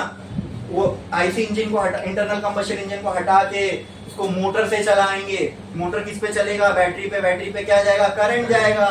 हाँ, तो आप अपने पूरे मोड ऑफ ट्रांसपोर्ट को चेंज करने के लिए तैयार हो, लेकिन आप, ये तो बहुत ब्रॉड आइडिया है, लेकिन आप सोचो अगर उसके अंडरलाइंग चीज करंट ही नहीं होती तो क्या हम ये कभी सोच भी पाते कि रोड पे इलेक्ट्रिक कार चलेगी? अगर करंट ही अवेलेबल नहीं होता और चीपली अवेलेबल नहीं होता तो क्या ये मास स्केल पे हो पाता? नहीं हो पाता ना, सिंपल। तो इसीलिए अब समझ में आ रहा है मैं क्यों बोल रहा हूँ, it is the invention which change the face of the 20th century. मतलब अगर ये एसी करंट का इन्वेंशन अगर आज तक भी नहीं होता तो क्या लगता है आज तुम ये करंट, ये लाइट्स, ये करंट, ये सारी चीजें एंजॉय कर पाते? क्या आपकी लाइफ टोटली अलग नहीं होती? हाँ, हो सकता है अंधेरे में मोमबत्ती लगा के कहीं पढ़ लिख रहे होते, हो सकता है ना। मतलब it really change the face of the 20th century. इसने हमारी लाइफ कैसे हो सकती थी उसको पूरी तरीके से बदल के रख दिया यार। तो वाकई में ये ठीक है नहीं, इन्वेंशन ऑफ द सेंचुरी। हाँ, और ये तो सिर्फ एक कॉन्सेप्ट था, फिर एक दिमाग लगा जिसने इसको रियलिटी बनाया, वो दिमाग था टेस्ला का, ठीक है। उसी के रेस्पेक्ट में मैग्नेटिक फील्ड यूनिट जो है टेस्ला लगाते हैं। समझ में आया? क्लियर है? पक्का? तो यहाँ से अब मुझे एक चीज समझ में आई दोस्तों कि अगर मुझे करंट चाहिए तो क्या करो, कॉइल लो और उसमें से फ्लक्स चेंज करवा दो बस। हाँ, अब मैंने लेकिन कंप्लीट नहीं किया, मैंने क्या किया, मैंने क्या कहा आपसे कि अगर कंडक्टर है, कंडक्टर से लिंक्ड जो फ्लक्स है वो चेंज होगा तो कंडक्टर में ईएमएफ बनेगा। क्या बनेगा? What is EMF? Nothing, it is just a potential difference. What is EMF? EMF कुछ नहीं होता, पोटेंशियल का डिफरेंस होता है, ठीक है। और करंट के लिए पोटेंशियल का डिफरेंस होना जरूरी है, पोटेंशियल का डिफरेंस का होना जरूरी है। पोटेंशियल का डिफरेंस बाप है, समझे? तो बाप होगा जब ही बेटा होगा ना, तो पोटेंशियल डिफरेंस होगा तो ही करंट होगा। यहाँ हमने डायरेक्ट करंट दिख गया हमको। क्यों करंट दिखा? Because it was a close loop. क्या था वो? वो क्या था? क्लोज लूप, ठीक है। अगर ये क्लोज लूप नहीं होता, खाली एक ऐसी सिंगल वायर होती, तो एक जगह इसके पॉजिटिव चार्ज हो जाता, एक जगह तो एक जगह पॉजिटिव और एक जगह नेगेटिव जमा होता है, इसको हम पोटेंशियल का डिफरेंस ही तो बोलते हैं ना। हाँ, एक जगह पॉजिटिव एक जगह नेगेटिव, तो क्या है, इलेक्ट्रिक फील्ड बनेगी। क्या ये डिस्टेंस है d? हाँ, तो हमने देखा ना E is equal to V by D, देखा है कि नहीं? V is equal to ED। अरे भाई, जहां पे दो ऑपोजिट चार्ज हो गए वहां इलेक्ट्रिक फील्ड आ गई, जहां इलेक्ट्रिक फील्ड आ गई वहां पोटेंशियल आ गया। इट मींस यहां पोटेंशियल है। अब अगर मैं इसको क्लोज कर दूं तो चार्ज का फ्लो चालू हो जाएगा। चार्ज का फ्लो, जैसे बैटरी में पोटेंशियल का डिफरेंस बना हुआ रहता है, जैसे हम उसको वायर से कनेक्ट करते हैं वो चार्ज का फ्लो करवा देता है। तो करंट का फ्लो होगा जब वो कॉइल कैसी हो? Close loop. कैसी हो? और अगर क्लोज लूप नहीं है तो क्या बन के रह जाएगा? EMF। And what is EMF? Potential difference. What is EMF? Current तभी हो सकता है जब पोटेंशियल का डिफरेंस हो। तो इसलिए मैंने कहा डायरेक्ट, अक्सर लोग इसको ऐसा पढ़ते हैं कि whenever there is change in magnetic flux there will be current in a coil. नहीं, जब मैग्नेटिक फ्लक्स चेंज होगा तो कंडक्टर में EMF बनेगा। हाँ, अगर वो कंडक्टर एक क्लोज लूप है तो उसमें से करंट फ्लो होने लग जाएगा खुद ब खुद। लेकिन करंट के फ्लो होने का मतलब ही है कि EMF बना होगा, क्योंकि EMF नहीं तो करंट है, ठीक है। करंट होगा, EMF होगा तो ही करंट होगा।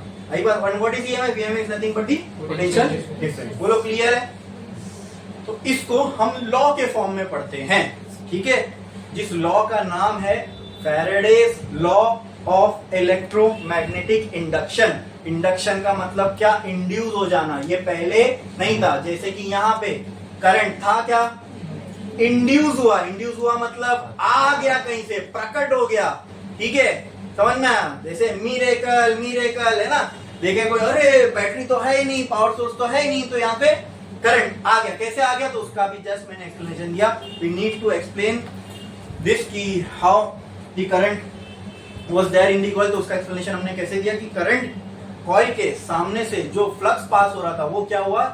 चेंज हुआ। कॉइल में से पास होने वाला फ्लक्स क्या हुआ? चेंज हुआ। बिकॉज ऑफ दिस चेंज क्या हुआ? EMF इंड्यूस हुआ कॉइल में। अब क्योंकि वो कॉइल क्लोज थी इसलिए उस EMF की वजह से अंदर करंट फ्लो होने लगा। अगर क्लोज कॉइल नहीं होती तो EMF बन के रह जाता, ठीक है। लेकिन क्योंकि ये क्लोज कॉइल थी, जैसे मान लो यहाँ EMF बन के हो गया। अब मैंने क्या किया, एक वायर लिया और इस दोनों एंड पे कनेक्ट किया, तो क्या पॉजिटिव से नेगेटिव करंट फ्लो होना स्टार्ट नहीं हो जाएगा? जब कहीं पे पोटेंशियल डिफरेंस है, एक जगह पॉजिटिव। इसको मैं ऐसा भी तो बोल सकता हूँ ना, हाँ, बैटरी तो है ये, एक जगह पॉजिटिव एक जगह नेगेटिव। इसको मैंने कनेक्ट कर दिया वायर से, लो current flow start. That's why I said the coil should form close loop. तभी इसमें से क्या देखने को मिलेगा? करंट। वरना मैं ये बोल सकता हूँ चेंजिंग मैग्नेटिक फ्लक्स की वजह से क्या इंड्यूस हुआ? करंट या EMF? क्या? EMF इंड्यूस हुआ। क्या हुआ? एंड आगे फर्दर इसको बढ़ाते हैं, if that forms a close loop then there will be current in the coil. ठीक है, क्लियर है? तो इसको अभी हम लोग प्रॉपरली लॉ के फॉर्म में लिखते हैं। अब ये जो मैंने आपको एक्सप्लेन किया, इसको हमने एक नाम दे दिए, ठीक है। And that name for this law is Faraday's law of electromagnetic induction. इसके दो लॉ है, फैराडे के इलेक्ट्रोमैग्नेटिक इंडक्शन के दो लॉ। ये फर्स्ट लॉ, तो ऐसा लिखो, रुको स्टार डालो और लिखो फर्स्ट लॉ। ऐसा नहीं, फर्स्ट लॉ नहीं, ऐसा लिखो Faraday's first law of electromagnetic induction. Faraday's first law of electromagnetic induction. Faraday's first law of electromagnetic induction. Faraday's first law of electromagnetic induction. ठीक है, चलो अब इसका स्टेटमेंट बोल रहा हूँ, लिखो देखो। whenever there is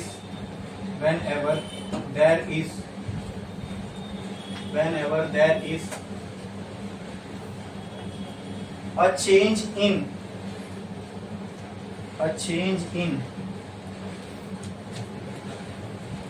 magnetic flux, whenever there is a change in magnetic flux linked with a conductor,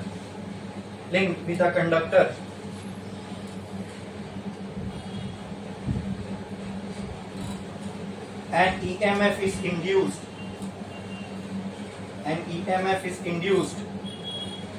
in the conductor. Whenever there is a change in magnetic flux linked with a conductor, whenever there is a change in magnetic flux linked with a conductor and EMF is induced in the conductor, यहाँ तक लिखे? Full stop. If the conductor forms a closed coil,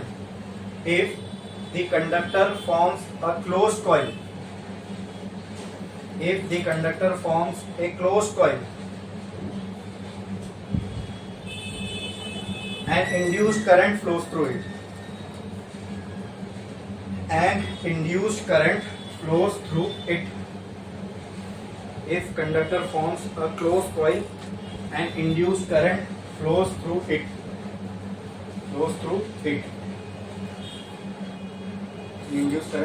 it, ठीक है। देखो अभी हमने क्या लिखा, अच्छा इसको अंडरलाइन करो। if conductor forms a closed coil, इसको अंडरलाइन करो। if conductor forms a closed coil, इसको अंडरलाइन करो। ठीक है, क्या लिखा अभी हमने, जो अभी जस्ट हमने समझा था, क्या? whenever there is a change in magnetic flux linked with a conductor and EMF is induced, और अगर वो कंडक्टर क्लोज कॉइल बना रहा है तो उसमें क्या देखने को मिलेगा? करंट देखने को मिलेगा। बोलो क्लियर है? क्लियर है? एक एग्जांपल आपके सामने रखता हूँ, मुझे बताना। ठीक है, ये एक करंट कैरिंग वायर है, एक स्ट्रेट वायर है जिसमें से क्या फ्लो हो रहा है? करंट फ्लो हो रहा है। मुझे बताओ इसके राइट साइड में मैग्नेटिक फील्ड का डायरेक्शन क्या होगा? Inverse, outward?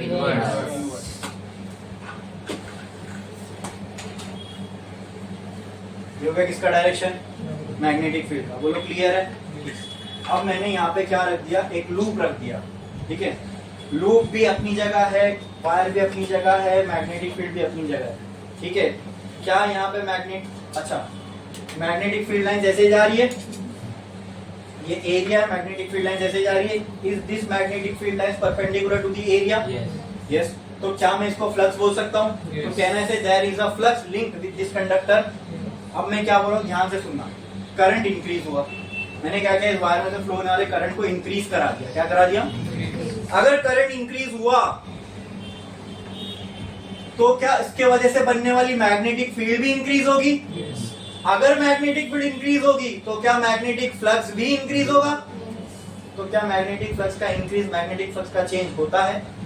तो कहना है इस वायर, इस लूप में से पास होने वाला मैग्नेटिक फ्लक्स चेंज हुआ तो क्या इस लूप में करंट देखने को मिलेगा? यस, बिल्कुल मिलेगा। तो इसमें से क्या फ्लो होने लगा? करंट। क्या फ्लो होने लगा? अब मैंने क्या किया? करंट ग्रो हो रहा था, अब इसको रोक दिया। ठीक है, तो मैग्नेटिक फील्ड का चेंज भी रुक जाएगा, तो मैग्नेटिक फ्लक्स का चेंज भी। अगर मैग्नेटिक फ्लक्स का चेंज रुक गया, मतलब अब मैग्नेटिक फ्लक्स कांस्टेंट है, चेंज नहीं हो रहा है, क्या अब करंट होगा इस कॉइल में? नहीं होगा। क्या होगा? नहीं होगा। तुमको ये बात एकदम ध्यान रखनी है कि करंट हमको तब तक ही मिलेगा जब तक मैग्नेटिक फ्लक्स क्या होता रहे? चेंज होता रहे। जहां मैग्नेटिक फ्लक्स का चेंज बंद, करंट प्रोड्यूस होना बंद। क्लियर है? समझ में आया? पक्का? पक्का? इसमें किसी को कोई डाउट है? तो इसके नीचे एक पॉइंट एक ये भी लिख लो कि current is present in the coil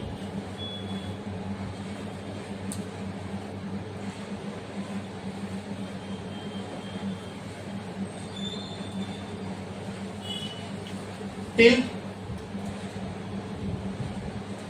the magnetic field keeps on changing.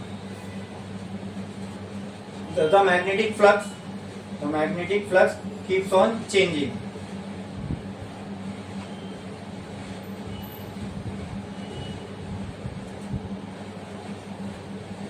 If the change in magnetic field stops, if the change in magnetic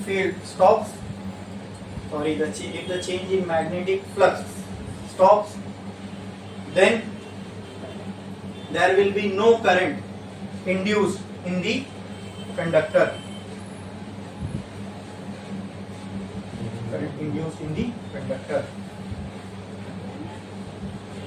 अच्छा दोस्तों, ये तो एक तरीका था magnetic. So can you repeat it? Okay. The current is present in the coil till the magnetic flux keeps on changing. यहाँ तक full stop लिखो, फुल स्टॉप डालो.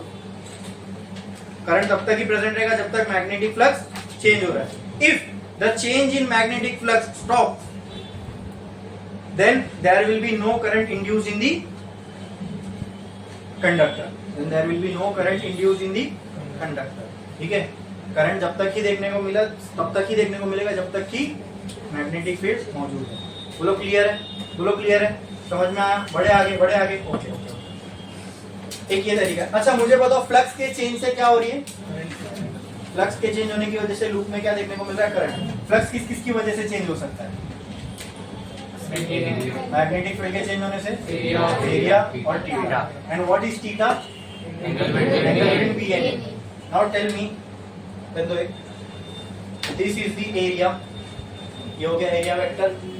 Area vector perpendicular to the area होगा ना, अंदर या ऐसे.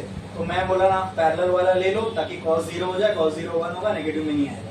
ठीक है. तो ऐसा एरिया लिया जो मैग्नेटिक फील्ड के साथ है. ठीक है. नाउ टेल मी, अगर ये दोनों के बीच का एंगल चेंज होगा तो क्या फ्लक्स चेंज होगा? यस चेंज होगा ना. तो मुझे क्या चाहिए? चेंज इन फ्लक्स ही तो चाहिए. मुझे चेंज इन फ्लक्स ही तो चाहिए.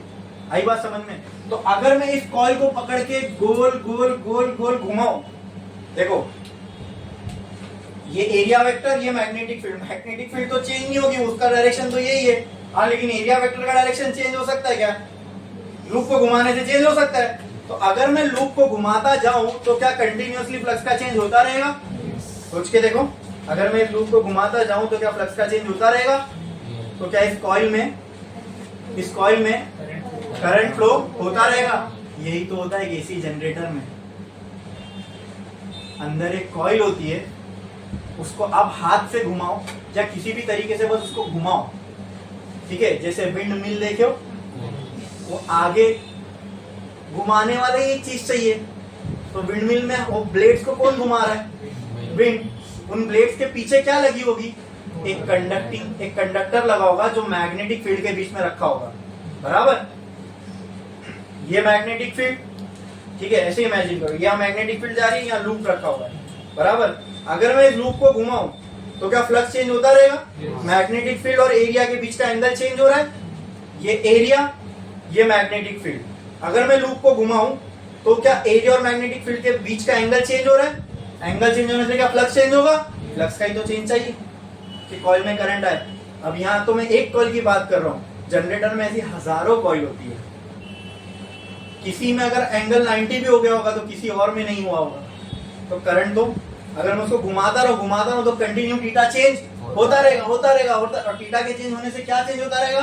फ्लक्स चेंज होता रहेगा. और जब तक फ्लक्स चेंज हो रहा है तब तक मुझे करंट मिलता रहेगा. तो अब उसको घुमाने का आप इंतजाम कर दो, बस वो करंट आपको प्रोड्यूस करके देता जाएगा. कहीं पे हम उसको विंड से घुमाते हैं तो we called as windmill. कहीं पे हम इसको पानी के फोर्स से घुमाते हैं तो उसको हम बोलते हैं हाइड्रो इलेक्ट्रिक पावर प्लांट. कहीं पे हम कोल गर्म करते हैं, उससे पानी गर्म करते हैं. कोल जलाते हैं, उससे पानी गर्म करते हैं, उससे स्टीम बनाते हैं. स्टीम एक टरबाइन के ब्लेड पे लगाते हैं, फिर वो ब्लेड घूमता है, पीछे ये सारी चीज होती है तो उसको हम बोलते हैं थर्मल पावर प्लांट. कहीं पे हम वही पानी को न्यूक्लियर एनर्जी यूज करके गर्म करते हैं तो उसको हम बोलते हैं न्यूक्लियर पावर प्लांट. आई बात समझ में? जो आज आप ये करंट देख रहे हो अपने आसपास, ये कहाँ से आ रहा है? ठीक है. उसका वर्किंग प्रिंसिपल है ये लॉ. समझ में आया? Change in flux. बोलो क्लियर है? अब मैंने बोला ठीक है, फ्लक्स तो चेंज हुआ, उसकी वजह से क्या बना? ईएमएफ. फिर ईएमएफ की वजह से क्या बना? करंट. अब लेट से मुझे कोई इस करंट को मुझे यूज करना है. ठीक है. अब ये फैन है, इसको चलने के लिए 2 एम्पियर चाहिए, इस पे 10 एम्पियर आ जाएगा तो चलेगा क्या? तो जो करंट प्रोड्यूस हो रहा है उसकी मुझे वैल्यू भी मालूम होना जरूरी है ताकि मैं उसको प्रॉपरली यूज कर पाऊं। तो अब उस करंट की वैल्यू को निकालना पड़ेगा, और करंट कहाँ से आएगा? ईएमएफ से। तो इससे अच्छा मैं बोलता हूँ मुझे ईएमएफ की वैल्यू निकालना पड़ेगा कि फ्लक्स के चेंज से कितना ईएमएफ जनरेट हो रहा है, बराबर? तो ही हम उसको प्रॉपर यूज में ले सकते हैं ना। तो मैंने इतना तो इससे स्टैब्लिश कर लिया कि फ्लक्स के चेंज से ईएमएफ इंड्यूस होगा, लेकिन ये पता है कि कितना, ये पता है कितना इंड्यूस होगा। ईएमएफ तो इंड्यूस होगा ये पता है, लेकिन ईएमएफ की कुछ वैल्यू हो सकती है ना, 2 volt, 4 volt, 8 volt, 9 volt, 10 volt, कुछ तो होगी। कितना होगा ये पता है। ये लो हमको ये जरूर बताता है कि फ्लक्स के चेंज से ईएमएफ बन जाएगा, कितना बनेगा ये बताता है। उसको क्वांटिफाई कर रहा है ये नहीं, तो ये क्वांटिफाई करेगा सेकंड लॉ। वहां पे हमको इसका, मैं जब भी बोला ना ये वो सवाल आपके सामने आ जाए कितना, उसका मतलब हमको इसका क्या चाहिए? मैथमेटिकल रिलेशन, फॉर्मूला, तो वो हमको देता है सेकंड लॉ। तो एक लाइन छोड़ो, स्टार कलर लिखो, Faraday's second law of electromagnetic induction. Faraday's second law of electromagnetic induction.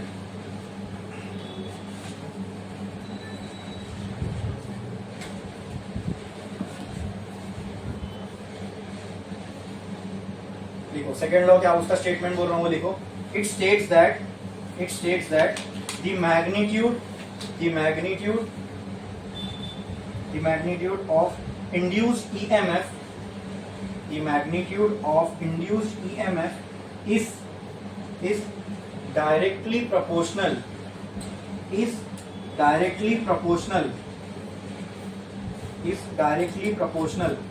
to rate of change of magnetic flux. Is directly proportional to rate of change of magnetic flux. Is directly proportional to rate of change of magnetic flux. Directly proportional rate. अब ये आपको ये बता रहा है कि हमने ये देखा कि फ्लक्स के चेंज होने से ईएमएफ इंड्यूस होगा कंडक्टर में, उस ईएमएफ से क्या बनेगा? करंट। कब? जब वो कंडक्टर एक क्लोज कॉइल बनाए, ठीक है। हाँ, तो पहले क्या इंड्यूस होगा? ईएमएफ इंड्यूस होगा। क्या होगा? तो उस ईएमएफ। अब वही हम निकालना चाह रहे हैं कितना, तो ये लॉ हमको बताता है the magnitude of EMF induce, यानी the value of EMF induce is directly proportional to rate of change of magnetic. Rate का मतलब डेल्टा डी मैंने लिख दिया, ठीक है। डेल्टा डी का मतलब ये टाइम का चेंज। अब टाइम के साथ किसका चेंज हो रहा है? मैग्नेटिक फ्लक्स का। तो कहना है इसे डेल्टा फाई बी इधर आएगा, इससे डायरेक्टली प्रोपोर्शनल है ईएमएफ, समझे। अब प्रोपोर्शनलिटी साइन हटानी है, इक्वल टू लाना है, तो क्या लगाना पड़ेगा? कांस्टेंट। तो आ गया ये कांस्टेंट के हमने लिख दिया, और एक्सपेरिमेंटली हमने देखा कि जो यहाँ के की वैल्यू है वो क्या आ रही है? 1 आ रही है। के की वैल्यू क्या आ रही है? तो E will be equal to delta phi B by delta T. ये हो गया मैग्नीट्यूड। ये क्या हो गया? Magnitude of EMF. इसका ईएमएफ का मैग्नीट्यूड। अच्छा दोस्तों, अब मैं आपसे एक सवाल, ये इससे हमको एक चीज और समझ में आती है, वो भी मैं आपको बताता हूँ। ईएमएफ जो इंड्यूस हुआ कंडक्टर में, ये किस पे डिपेंड कर रहा है? Rate of change of flux पे। किस पे? मतलब ये rate of change of flux मतलब टाइम के साथ फ्लक्स कितना फास्ट बदलेगा, इस पे ये ईएमएफ डिपेंड करता है। ये समझ में आया? टाइम के साथ फ्लक्स कितना चेंज होगा, इस पे ये ईएमएफ डिपेंड करता है। मैं आपके सामने एक एग्जांपल रखता हूं, इसका मुझे आंसर दो। यहां मेरे पास एक कॉइल है, यहां भी मेरे पास एक कॉइल है, दोनों क्लोज लूप है, ठीक है। यहां मेरे पास एक मैग्नेटिक फील्ड है, यहां मेरे पास एक मैग्नेट है, यहां मेरे पास एक मैग्नेट है, ठीक है। अब समझो, ये मैग्नेट की वजह से इस कॉइल में 50 फ्लक्स जा रहा है, और ये मैग्नेट की वजह से इस कॉइल में 20 मैग्नेटिक फील्ड लाइन जा रही है। मतलब यहाँ फ्लक्स 20 है, यहाँ फ्लक्स 50 है।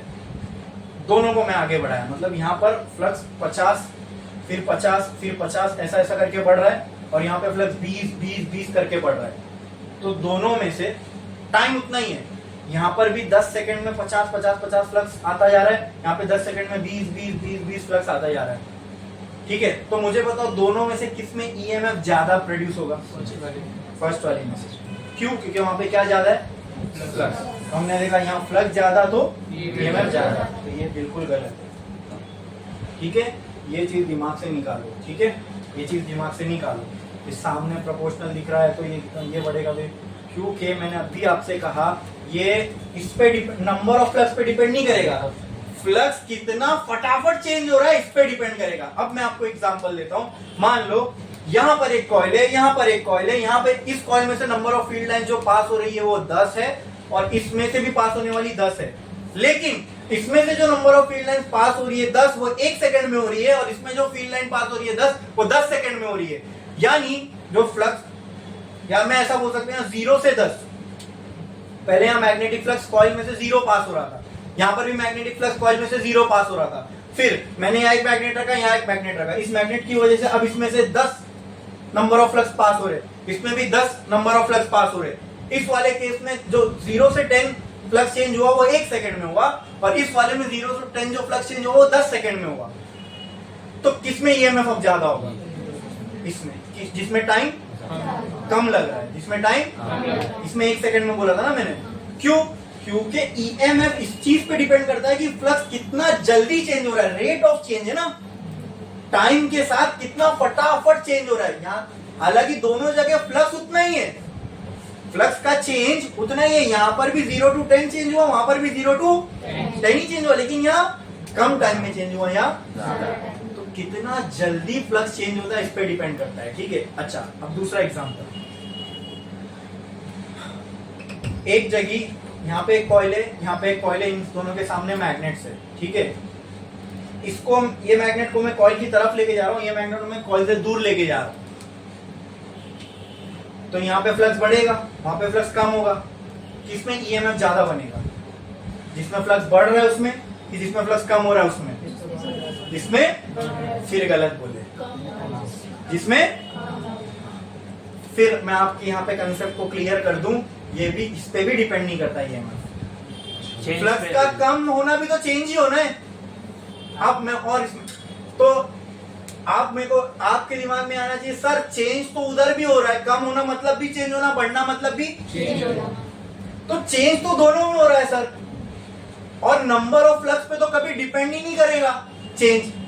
करंट कितना है ये नंबर ऑफ फ्लक्स पे डिपेंड नहीं करता, चेंज कितना फास्ट हो रहा है इस पे डिपेंड करता है। अब भले ही यहाँ पे मैग्नेटिक फ्लक्स कम हो रहा है, लेकिन मान लो 10 से 0 हुआ लेकिन 1 सेकंड में हुआ, ये 10 से 100 हुआ लेकिन 10 सेकंड में हुआ, ये बढ़ा, ये कम हुआ, लेकिन इसने पढ़ने में, चेंज होने में 10 सेकंड लिया और इसने 1 सेकंड लिया। अब बोलो, है ना कंसेप्ट आ रहा है नहीं इसके अंदर पूरा पूरा? मैं रटा थोड़ी रहा हूं आपको फॉर्मूला, ये फॉर्मूला एक्चुअल में आपसे क्या कहना चाहता है वो समझा रहा हूं। अब थोड़ी दुविधा में आ गए, अरे यहाँ तो बढ़ रहा है, यहाँ कम हो रहा है, तो सिंपल कंसेप्ट अपना एकदम क्लियर रखो, कितना फास्ट चेंज होगा उस पे ईएमएफ की वैल्यू डिपेंड करती है। कम होना भी चेंज है, बढ़ना भी चेंज है, तो कम ज्यादा को छोड़ दो, दोनों ही चेंज है, तो तुम चेंज को दिमाग में रखो। यहां भी चेंज हो रहा है, यहां भी चेंज हो रहा है, बढ़ना घटना छोड़ दो, दोनों ही चेंज है, तो क्वांटिटी मत यहां दिमाग में रखो, चेंज देखो, यहां चेंज हो रहा है, यहां चेंज हो रहा है, फास्ट कहां चेंज हो रहा है, चेंज फास्ट कहां आया? ये केस में भले ही वहां कम हो रहा है फ्लक्स, लेकिन चेंज जल्दी हो रहा है ना, वहां चेंज जो फ्लक्स का है वो जल्दी हो रहा है। तो ईएमएफ डिपेंड किस पे करता है? नंबर ऑफ फ्लक्स पे नहीं, कितना फास्ट फ्लक्स चेंज हो रहा है इस पे। समझे? समझे? ये क्वेश्चन बनाने का रीजन ही ये था कि कॉम्प्लेक्स से कॉम्प्लेक्स केस को आप समझ जाओ। समझे? सिंपल अपने को क्या क्या देखना है, चेंज इन फ्लक्स, घट रहा है बढ़ रहा है वो भी देखेंगे, लेकिन वो बाद का केस है, वो डायरेक्शन में काम आएगा। ठीक है, वो डायरेक्शन के लिए बस हमको ईएमएफ की अगर क्वांटिटी पता करनी है तो तुमको खाली देखो चेंज कितना जल्दी हो रहा है, जितना जल्दी फ्लक्स चेंज होगा उतना ज्यादा ईएमएफ होगा। बोलो ये क्लियर है? समझ में आया? तो अभी जो लास्ट एग्जांपल दिया था उसमें कौन से केस में जिसमें फ्लक्स कम हो रहा है वहां पे ज्यादा ईएमएफ होगा, जहां फ्लक्स बढ़ रहा है वहां ईएमएफ ज्यादा होगा। क्यों वहां पे ज्यादा होगा? क्योंकि उसका रीजन है मेरे पास, क्या वो चेंज जो हुआ बहुत कम टाइम में हुआ, फास्ट हुआ इसके मुकाबले। आई बात समझ में? क्लियर है? तो हमने देखा ना कि फ्लक्स के ईएमएफ जो है किस पे डिपेंड कर रहा है? Rate of change of flux, flux पे नहीं, rate of change of flux, time के साथ कितना फटाफट चेंज हो रहा है। बोलो क्लियर है? अच्छा, जब भी हम ये डेल्टा लगाते हैं इसका मतलब चेंज को रिप्रेजेंट कर रहे हैं। यहाँ फ्लक्स चेंज हो रहा है, डेल्टा मतलब बड़ा चेंज, तो छोटा चेंज कैसे रिप्रेजेंट करेंगे? हाँ, तो ये बड़े चेंज को हम लोग एवरेज भी बोल सकते हैं। जब कोई बड़ा चेंज हो तो उस क्वांटिटी को हम एवरेज बोल सकते हैं। अगर हमको छोटा चेंज चाहिए तो उस छोटे चेंज को हम इंस्टेंटेनियस चेंज बोलते हैं, इंस्टेंटेनियस वैल्यू बोलते हैं। क्या बोलते हैं? बड़ा चेंज हमें एवरेज वैल्यू देता है, छोटा चेंज हमें, तो छोटा चेंज को हम कैसे रिप्रेजेंट करते हैं? डेल्टा फाइव था, यहाँ क्या आ जाएगा? d5v/dt, जो कि इंस्टेंटेनियस वैल्यू। बोलो क्लियर है? ये तो ईएमएफ हो गया दोस्तों, इससे करंट बनेगा तो उसकी भी तो वैल्यू चाहिए। अब वो आसान है, ये लॉ हम सब जानते हैं, V = IR, ओम्स लॉ। हाँ, अब मुझे आप ये बताओ यहाँ पे V क्या है? What is V? पोटेंशियल। तो हमने पोटेंशियल के लिए क्या नोटेशन यूज किया? E ना, तो हम V की जगह खाली E यूज कर रहे हैं। कोई डरना नहीं, कंफ्यूज नहीं, कोई नया लॉ नहीं है। ये वही बात कह रहा है कि ये EV ही है जिसको हम इलेक्ट्रोमोटिव फोर्स बोल रहे थे। मैंने कहा ना, it is not force, it is potential. ठीक है, बच्चे उसके नाम में फोर्स देख के उसको फोर्स समझ लेते हैं, फोर्स नहीं है। ठीक है, तो करंट यहाँ से क्या आ जाएगा? बोलो E/R। Now what is E? अच्छा, मैं इसको ऐसा भी लिख सकता हूँ, E × 1/R। बटल में what is E? 5V d5V/, चलो पहले अगर मैं बड़ा चेंज लिख रहा हूँ, बड़ा, तो इसको मैं एवरेज करंट बोल सकता हूँ। बाजू में क्या आएगा? 1/R। ये हो गया करंट का फॉर्मूला, ये हो गया करंट का फॉर्मूला। फिर अगर मुझे इंस्टेंटेनियस करंट चाहिए तो d5V/dt इंटू 1/R। बोलो क्लियर है? हाँ क्लियर है, इसमें किसी को कोई डाउट है? तो मैं इससे मैं चार्ज की भी वैल्यू निकाल सकता हूँ, चार्ज कितना फ्लो हुआ होगा, कि मुझे पता है करंट क्या होता है, चार्ज पर यूनिट टाइम। कोई भी करंट निकाल लो, एवरेज करंट अगर मैं निकालूं तो यहाँ पे मैं बड़ा चेंज लिखता हूँ dq/dt, और अगर dq निकालना है, delta q will be equal to I average into delta t।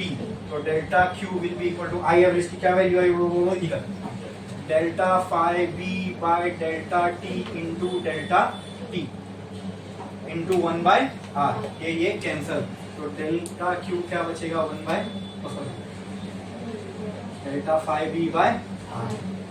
और छोटा चेंज इन चार्ज मालूम करना है तो डेल्टा 5V/R। और अगर सिंपल डायरेक्ट सिंबॉलिक अपने को वैल्यूज दी हुई है और उसमें पुट करना है तो Q will be equal to delta 5V/R। समझ में आया? चेंज के टर्म्स में दिया तो वो यूज करो, डायरेक्ट वैल्यू दिए तो वो यूज करो। समझ में आया? क्लियर है? इसमें किसी को कोई डाउट है? देखो, ऐसी फिजिक्स आगे बढ़ती है, किसी ने कुछ ऑब्जर्व किया, उसको हमने एक्सप्लेन करना चाहा, एक्सप्लेनेशन पहले हमने वर्ड्स के फॉर्म में लिखे, फिर उसको हम एक मैथमेटिकल रिलेशन के फॉर्म में लाए, और उससे देखो कैसे फटाफट आगे करंट आदि चीजें हमने देखी। ठीक है, छापो ये। अब इसके बाद जो है कि आगे की चीज हम देखेंगे कि करंट जो इंड्यूस होगा उसका डायरेक्शन वगैरह क्या होगा, लेकिन वो देख के आगे।